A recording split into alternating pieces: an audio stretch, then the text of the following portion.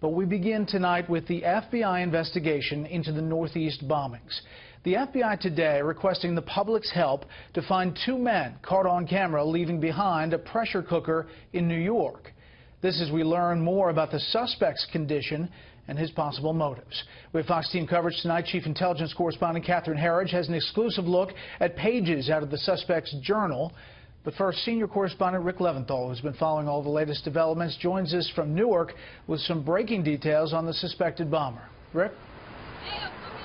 Right, Brett, a law enforcement source tells me Ahmad Rahami was shot 7 times during his capture on Monday morning and could be in the hospital here for several more days. And as you mentioned, there are 2 other most wanted men in New York tonight. Not suspects, but witnesses. 2 guys who found a duffel bag on West 27th Street Saturday night, took the unexploded pressure cooker bomb out of that bag, possibly disarming it in the process, and then took the bag. The FBI wants to speak to those men because that bag is potential evidence against Rahami, with charges now piling up against him. Terror suspect Ahmad Rahami remains under guard at University Hospital in Newark, New Jersey, unconscious and unable to speak after multiple surgeries for gunshot wounds, according to law enforcement sources.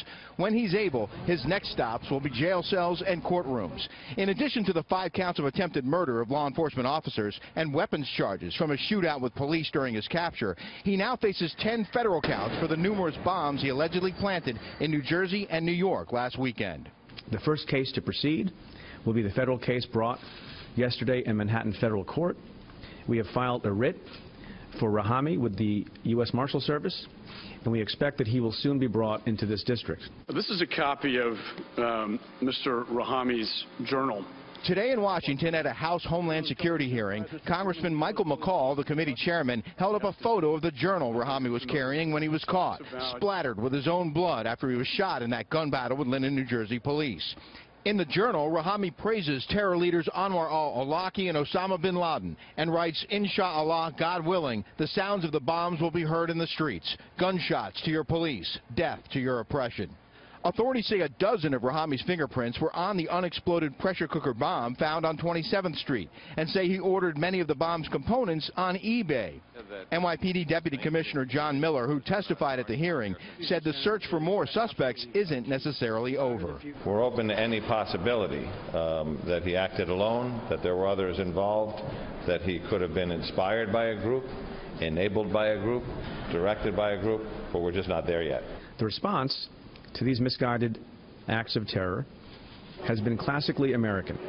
And what we have come to expect in our city, now thanks to that response, Rahami will face federal terrorism charges in a court of law.